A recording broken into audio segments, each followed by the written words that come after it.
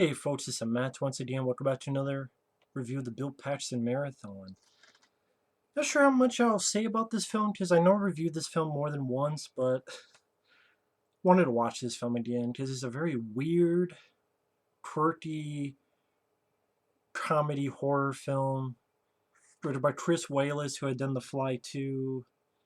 You have Bill Paxton, you have Michael Ironside, you have Marshall Bell as the Vagrant.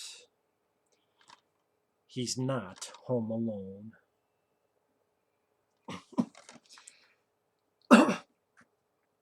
Such a weird movie.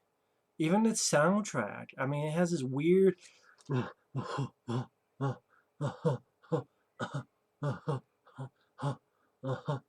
if you've seen the film, you know what I mean by the soundtrack from the beginning and end of the movie, beginning and end titles.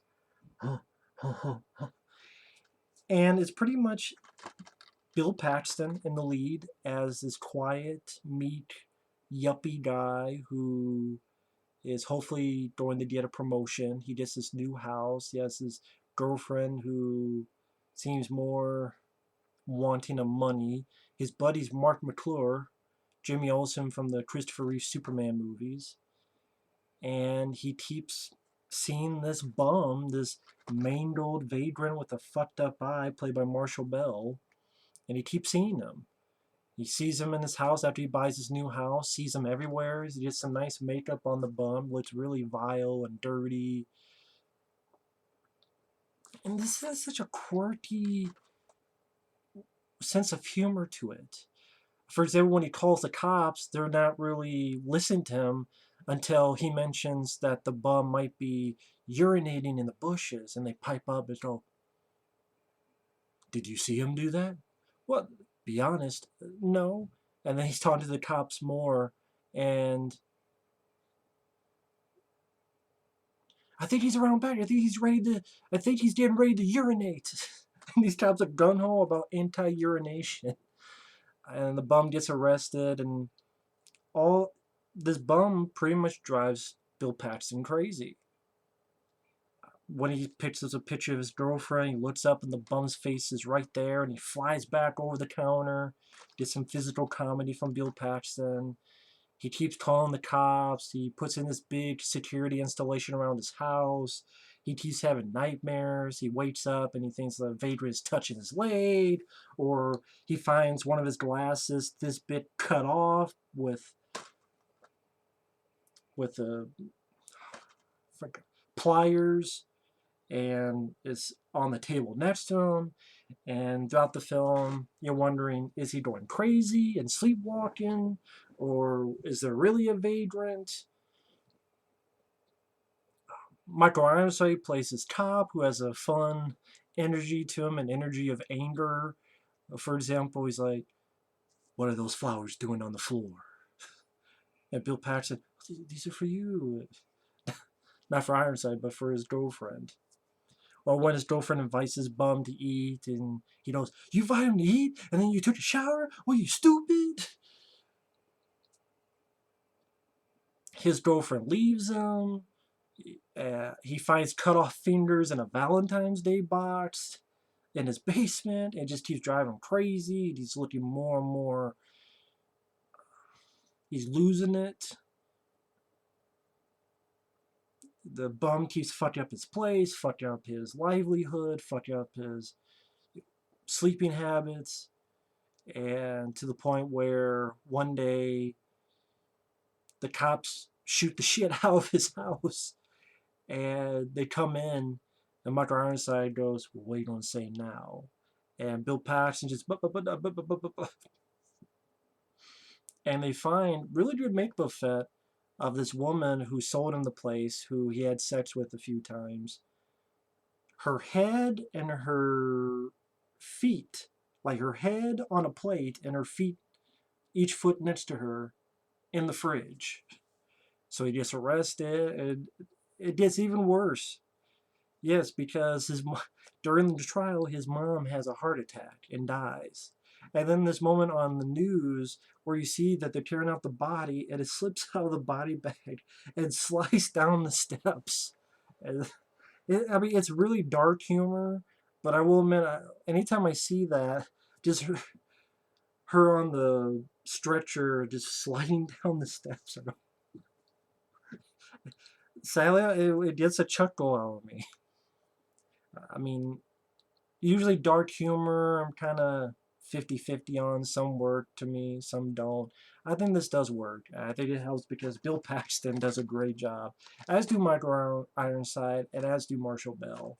And I think Mel Brooks had a hand in producing this, because he produced The Fly and The Fly 2, and Chris Wailers directed The Fly 2, like I said.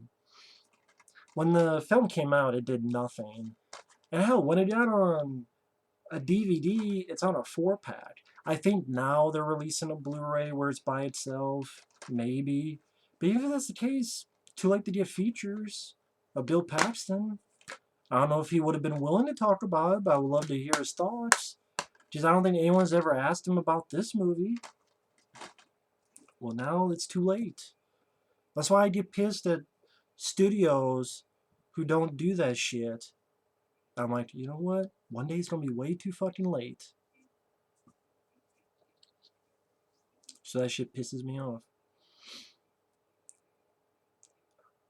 But you know, he gets found no guilty, and he travels to his trailer park, and he's still unsure about this vagrant, and you know, am I going crazy? What's going on here? This big-bodied woman who's nice to him, he comes to her place one night and asks her to handcuff him to the bed, I guess in case so he doesn't sleepwalk. Or if he does sleepwalk, he won't go anywhere. But she thinks it's about sex, and he inadvertently becomes her sex slave in a way. And you don't see anything about that. You don't see any nudity. You don't see anything about it. You just get the gist of it. And it cuts to, and Bill Paxton now has a full-blown mullet, and he's part owner with this blind guy, this trailer park. But the vagrant's still following him. I mean, it kills the blind guy's dog. I think the blind guy has a heart attack. I can't remember. And he finds the dog's blood on him, this big ass meat cleaver, and he has to get out of there. And he's seeing things, and he flips the car over. And finally, he finds out the truth. That Marshall Bell was his professor who wanted to use Bill Paxton as a guinea pig.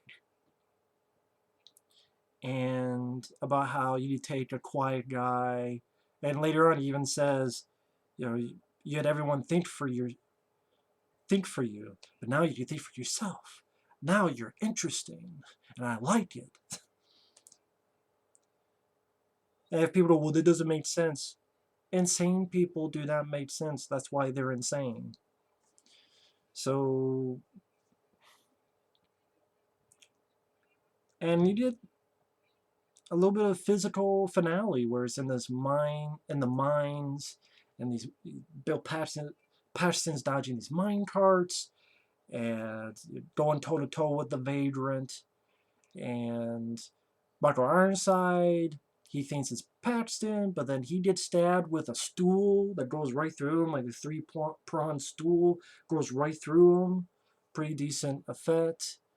And again, so it goes along with that quirky sense of humor to it. Let me put it this way. If you watch the scene at the end where the other cop who's with Ironside, this is after Bill Paxton has taken the picture to prove that the Vagrant did this. And the cop has Bill Paxton, the Vagrant. Cop has a gun. And he goes, "Who did this?"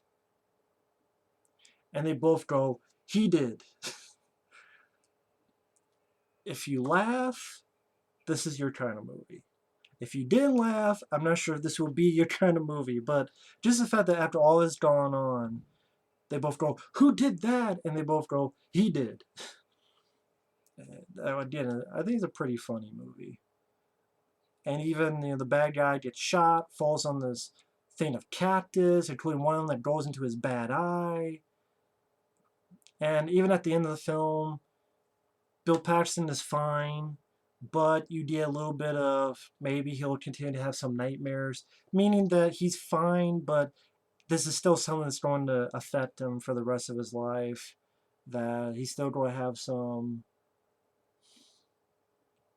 kind of like Sally in the original Chainsaw Massacre, where she's alive, but she's sort of laughing, so she's not going to be fine as trying to do some metaphor.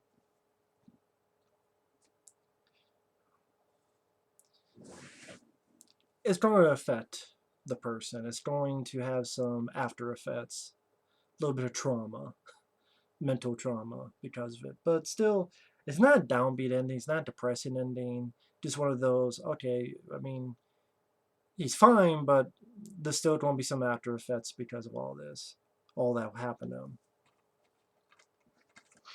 But the Vagrant, not too many films that Bill Paxton gets to star in. I thought he did a really good job in this. It's a lot of fun just seeing this guy fall apart, go from this quiet meek guy to more crazed and a bit tougher at the end of the film. Marshall Bell, he was just a vile, ugly, dirty bum that made you think twice about bums. Michael Ironside, you do tell he was having a lot of fun as the cop.